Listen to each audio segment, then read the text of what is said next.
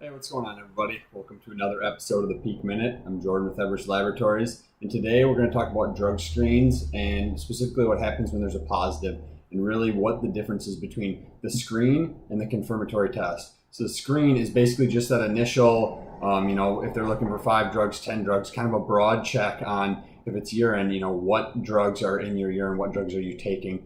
This is usually done by immunoassay, ELISA immunoassay, and it's just a positive or negative result. And usually, if it's negative, the process is done. If it is positive, then it's going to be sent off for a confirmatory. Not very often do they actually make judgments or decisions based off just the screen, because there is that potential for a false positive when it's a screen and it's looking for such a maybe a more broad range of drugs, and the cutoff levels for those drugs are what they are.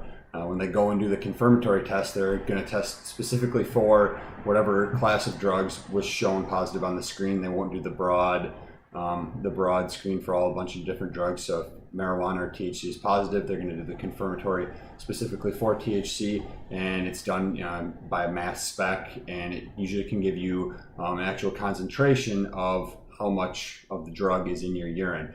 And based on if this is positive again, then usually decisions or treatment or whatever is made off of that. And if it's negative, then they consider that a false positive from the screen. So if you have any other questions about the difference between a screen and a confirmatory test, let me know. I just want to give a shout out and birthday shout out. It was yesterday to our president and owner, Andrew. Hopefully he had a good one. I know he got to get up to the lake and relax a little bit. So, but yeah, thanks for tuning in, guys.